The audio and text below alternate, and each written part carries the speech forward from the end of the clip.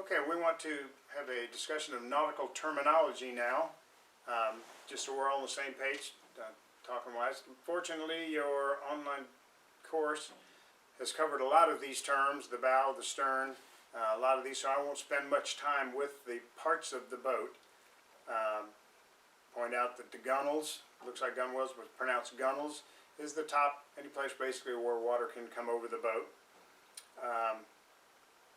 The cleat, bilge. I will stop at freeboard and draft for a discussion of that for a couple of reasons. Freeboard is the amount of boat from the water line to the gunnels.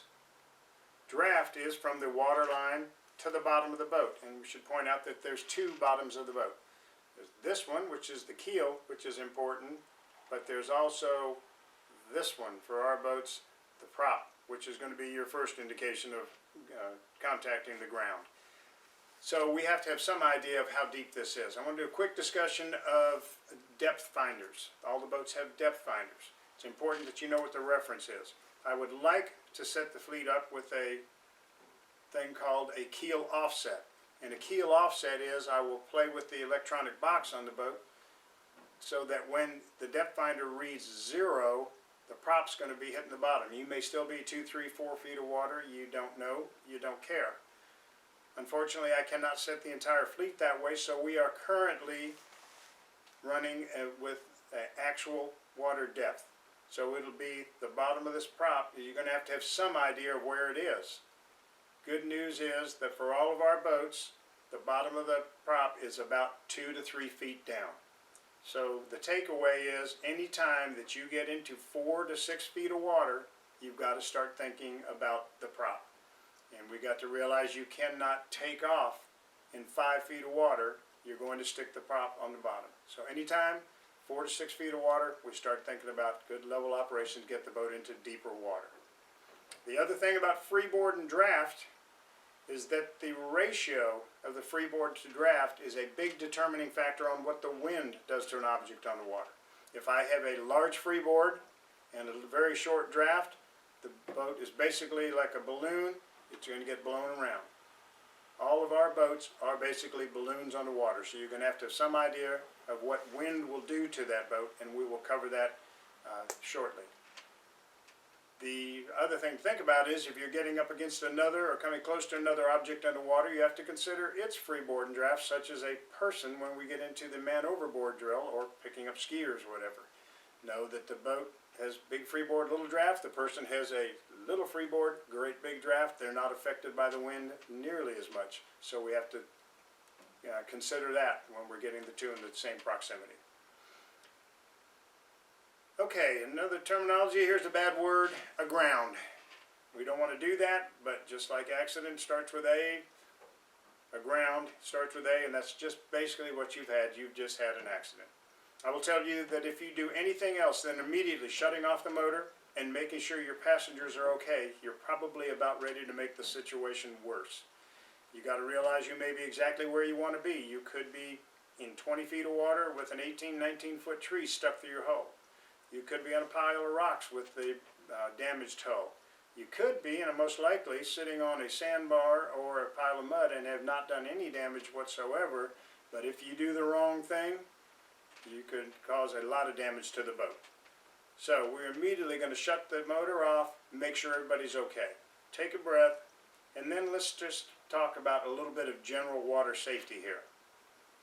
We all know that you don't dive into the water without knowing what's down there because we're worried about our neck. Mom and Dad told us that, and we've taught our kids, don't dive in the water unless you know what's down there. I have never thought, a lot of people have never thought about what's down there in the water when you jump in. It's time to start thinking about that for the general safety of your passengers. You could jump in there. One thing that's very bad that has happened, I don't know if you've ever been hiking and stuck your feet in the mud and you can't get your shoe out of the mud. That is a very, very bad thing to happen in 6, 7 feet of water, and it has happened. People have jumped off the boat, stuck their feet in the mud, and that's the last anybody ever saw. We certainly don't want that to happen. You also don't want to jump off the boat and stick something through your foot, like one of these old trees that's deteriorating, stick it up through your foot. So just general safety and caution, let's start thinking about what's in the water before we have our passengers jump over the side. I could certainly see us doing that, getting all excited and running aground and jumping over the side to see what you did and break your ankle on a rock or a tree stump down there. So, motor off, everybody's okay. Get a life jacket on if you can, go over the side and assess the situation. See if the hull is okay. See if the prop is okay, if everything's in good shape. One of our rules is, at Freedom Boat Club, we will never power off of running aground. We're not going to put it in reverse and try to back up after running aground. I don't care how slight it was. There's a couple of reasons. One is you may have done no damage whatsoever, but you're about ready to back this very expensive prop into a rock and tear it up. Another thing to consider is trimming the motor up for shallow water operations or running aground. Two different types of motors we have right here. One we don't have, the course covered a straight inboard. That has a motor and a shaft and a rudder, and all the water intake comes from right down here in the bottom of the boat. But for all of our boats with both an outboard and an inboard outboard, this little symbol right here represents where all the cooling water for that motor comes in. Here, and the same thing for an outboard. If you trim this up a little ways, back away, and think you've got out of trouble, you take off and 10 minutes later you burn the motors up. Because all that cooling water comes in there, you suck up mud and dirt, and a marine engine will not shut off for any reason. You'll run it and burn them up. So we don't want to suck up a bunch of mud and dirt in there. Another consideration is on this boat we have, on the outboard, we have the motor, transmission, all in a straight line. I can trim this motor up as high as I want to, up to the anti-cavitation plate, just so long as the operating telltale, which is a little stream of water coming out of there, is still pumping water. You're okay, you're not going to hurt anything. Absolutely, positively and unequivocally not true on an inboard outboard. On an inboard outboard we have the motor sitting right here, the outdrive right here, and right in between the two of them, right there going through the transom, is a yoke, spinning yoke that allows the motor to turn, and it allows it to trim, and it also allows it to tilt all the way up to the trailering range. And as I said, a marine engine will not shut down for any reason. You'll exceed the range of that yoke, crack it, bust it loose, and you'll have a 10-pound hammer swinging, tearing out the back of the boat, catastrophic failure up to and including sinking the boat on the spot. An FBC Plus plan would look real good right about there. So, we have some critical training items that we'll cover again, but for all of the outdrives, inboard, outboard, and a straight outboard, all motors will be fully down before you start. Always run them all the way down before engine starts. The motors will be in the operating range only for all operations. And for an outboard, right on up as high as you want to, just as long as you're producing water. But for an inboard outboard, from fully down trim, our maximum trim ever is going to be 1001, 1002, 1003, a long 3 count. That's it. That's as high as we go. We don't care what the gauge says. Don't care anything else. That's as high as we go. If that doesn't get you out of shallow water or grounding, then you got no choice but to shut it off, trim it all the way up, either push out or get towed out to deeper water. Okay? So, if we determine that the prop's in good shape, the hull's in good shape and everything, you've probably been talking to us. If you can get the boat free, push it out. You can drop it down. If the outboard is still producing cooling water, or we'll tell you to watch the inboard outboard to make sure the temperature doesn't start rising. And if it doesn't, then you're probably good to go ahead and complete your day. We're going to ask you to remind the dockmaster when he gets back that you had a grounding so that we can put it up and check the status of the hull, make sure everything's okay. But running aground, we're going to show you some ways to not do that. Okay, general talk, just nautical terminology. I will refer to the relative position of another vessel. I will refer to it as either being ahead of us, astern of us, or behind us. I'll also refer to its position with a bearing and a range. Now, bearing is a line from me to something else. It can have several references. If we're using a magnetic compass, we'll be using a magnetic bearing.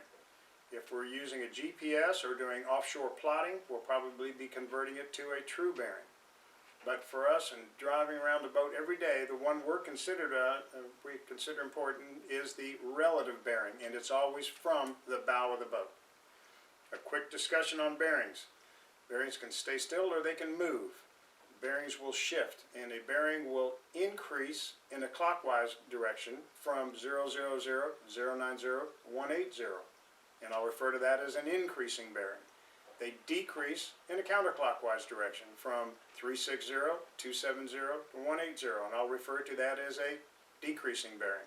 If I combine that with range, how far away the object is, if something has an increasing bearing, decreasing range, it's going to pass off our starboard side. Decreasing bearing, decreasing range, going to pass off our port side. Both of those good things. The one that we get concerned with is a constant bearing, decreasing range. And that means it doesn't matter what part of another object I'm looking at, what part of the boat, it doesn't matter where it is.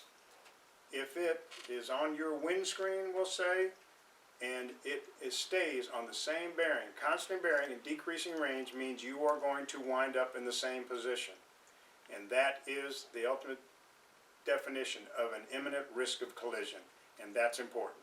So constant bearing, decreasing range is a big thing. Just a couple more general terminology. Rode is not misspelled. That is the amount of line and chain between you and the anchor. Capsize is to turn a boat over. You can do that on just about every boat. A lot of people think tri-tunes you can't. That is not true. You can turn a tri-tune over, and it happened recently. The thing to know about our tri-tunes though is they're very stable platforms. They just cut through the waves. They don't bounce anything not like a normal boat at all. Very comfortable ride. But you got to remember they're still boats. You still have to distribute your weight. You can't have everybody up on the front of the bow. You got to distribute your weight correctly. And if a tri-tune starts hopping with the waves, you're really almost standing yourself in danger, because if the bow digs in, it is violent on a tri-tune. It doesn't bounce back up, it dives in. The waves may come over your passengers in front. So you got to still treat those tri-tunes as vessels and distribute the weight and operate them correctly. Swamp is to fill a boat with water. That is something that you can do to somebody else if you throw an improper wake, and we'll show you how to avoid that in a little bit. And swamp is something you can do to yourself if you ever anchor off the stern of a boat only. Never single anchor off the stern. Always anchor off the bow so we can ride into the waves. A spring line has two terms. One term is using a line tied crossways to allow a boat to move up and down with rapid changes in water level and not move. The other term is using a line to spring a boat on or off of a dock. The course covered this, and I am going to take exception to what the course said. The course said to tie a line to the boat and tie a line to the dock. Use the power with a fender in between the boat and the dock to power the boat to the dock. It's got no choice but to pull in. Problem is, everything you're telling that boat to do is drive through the dock. The line breaks, cleat breaks, fender pops out, you can do some damage to the boat. So if you have to use it, go ahead, but I highly recommend you don't use it. The other thing that we will practice in your on-water orientation is using a reverse spring line, and that is tying a line to the dock, tying a line to the boat, and using reverse power to either pull the boat to the dock or swing the boat away from the dock. Now everything the boat is told to do is go away from the dock, line breaks or something else. So your dock end will tie a line to the dock to the boat, use reverse, and bring it in. And we'll cover the procedure for that on the on-water portion. And that's called a spring line. Very, very handy. The other term left over here is underway. We've actually already covered that. Underway means you're not anchored, you're not tied to the shore, and you haven't run aground. It's important in two times. One being, we've already discussed the life jackets for anyone under 13 years of age. And the other one is lighting at night. Other than that, that's about what we use for underway. follow with us nautical rules.